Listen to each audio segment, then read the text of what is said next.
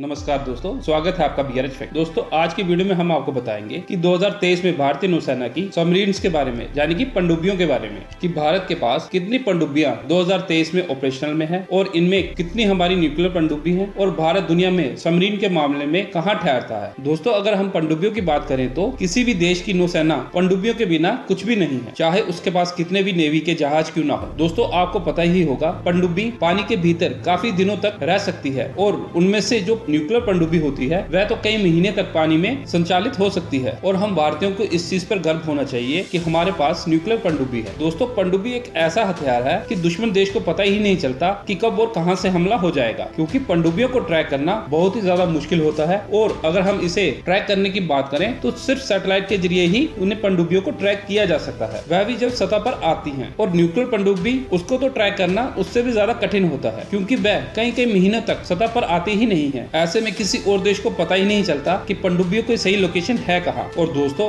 भारत ने न्यूक्लियर पनडुब्बी के साथ साथ भारत के पास सेकंड न्यूक्लियर स्ट्राइक कैपेबिलिटी भी हासिल कर रखी है, जिससे हम लोग फुली इंश्योर्ड हैं कि कोई भी देश भारत के ऊपर न्यूक्लियर अटैक नहीं कर सकता। सेकंड न्यूक्लियर स्ट्राइक कैपेबिलिटी वह होती है जिसमें हम अपनी न्यूक्लियर मिसाइल को अपनी पनडुब्बियों में लगाते हैं और उन पनडुब्बियों से हम न्यूक्लियर मिसाइल को फायर कर सकते हैं। सेकंड न्यूक्लियर स्ट्राइक कैपेबिलिटी होने का सीधा सीधा मतलब ये है कि अगर कोई भी देश भारत के ऊपर परमाणु हमला करता है तो हमारे लैंड बेस्ड न्यूक्लियर हथियार या फिर हमारे फाइटर जेट जो न्यूक्लियर बम गिरा सकते हैं, दुश्मन के इस अटैक से डिस्ट्रॉय हो सकते हैं। पर सेकंड न्यूक्लियर स्ट्राइक कैपेबिलिटी में हमारी पनडुब्बियों में भी न्यूक्लियर मिसाइल्स लगी होती हैं और वह इतनी होती हैं जिस देश ने न्यूक्लियर अटैक किया है उस देश का नामो निशान मिटा सकती है। दोस्तों, यही कारण है कोई भी देश भारत के ऊपर न्यूक्लियर अटैक करने के बारे में भूल कर भी नहीं सोच सकता। दोस्तों, अब जान लेते हैं कि भारत के पास 2023 में कितनी पनडुब्बियां हैं और उनमें कितनी न्यूक्लियर पनडुब्बियां हैं और उनकी क्या क्षमता है। दोस्तों, इस वीडियो पे आगे बढ़ने से पहले आपसे एक छोटी सी रिक्वेस्ट है, अगर आपने मेरे चैनल को सब्सक्राइब नहीं किया है तो प्लीज सब्सक्राइब कर लेना, बेल आइकन को भी प्रेस कर देना ताकि आपको आने वाली वीडियो की नोटिफिकेशन मिल जाए। दोस्तों, अगर हम 2023 में भारतीय नौसेना की पनडुब्बियों की संख्या की बात करें तो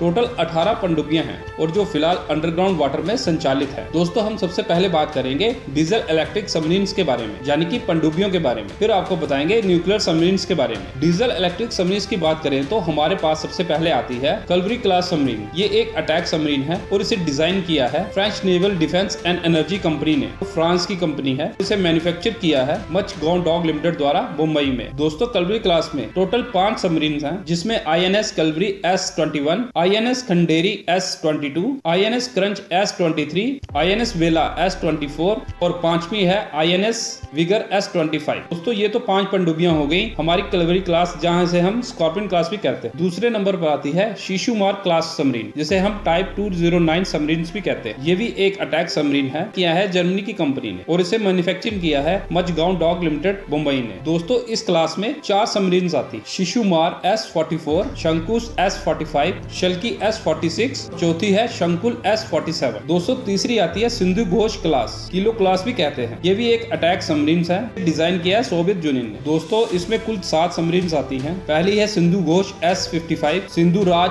S57, सिंधु रतन S59, Sindhu Kesari S60, Sindhu Kartik S61, Sindhu विजय S62 और लास्ट है सिंधु राष्ट्र S65। दोस्तों, कुल मिलाकर बात करें तो मैंने आपको 16 इलेक्ट्रिक डीजल सबमरीन्स के बारे में बताया है। अब आपको बताते हैं भारत की न्यूक्लियर सबमरीन्स के बारे में। न्यूक्लियर सबमरीन्स की बात करें तो हमारे पास फिलहाल 2 न्यूक्लियर सबमरीन्स हैं और दोनों ही न्यूक्लियर सबमरीन अरिहंत क्लास की है। पहली न्यूक्लियर सबमरीन जो आती है आईएनएस अरिहंत S2, ये एक nuclear power blasting missile submarine है। इस सबमरीन को लॉन्च किया था 26 जुलाई 2009 में और इसके सी ट्रायल्स कंप्लीट हो गए थे 23 फरवरी 2016 में। दोस्तों, इस सबमरीन में सेकंड न्यूक्लियर स्ट्राइक कैपेबिलिटी भी है। आईएनएस अरिहंत नौसेना की secret advance technology vessel project का हिस्से के रूप में डिजाइन और निर्मित पनडुब्बियों के वर्ग में 5वीं पनडुब्बी बनाई जाएगी, जिसमें ये पहली न्यूक्लियर सबमरीन है। अब दूसरी न्यूक्लियर सबमरीन की बात करें तो दूसरी न्यूक्लियर सबमरीन है आईएनएस अरिहंत S3। ये भी एक nuclear power blasting missile submarine है और इसे हम अपग्रेडेड वेरिएंट कह सकते हैं अरिहंत क्लास की सबमरीन में, और ये भी एक secretive advance technology vessel project के तहत बनाई गई दूसरी सबमरीन है। इस सबमरीन को लॉन्च किया गया था 19 नवंबर 2017 में। इसके बाद इसके सी ट्रायल भी कंप्लीट हो चुके हैं। दोस्तों, कुल मिलाकर बात करें तो हमारे पास 18 सबमरीन है, जिसमें 16 डीजल इलेक्ट्रिकल सबमरीन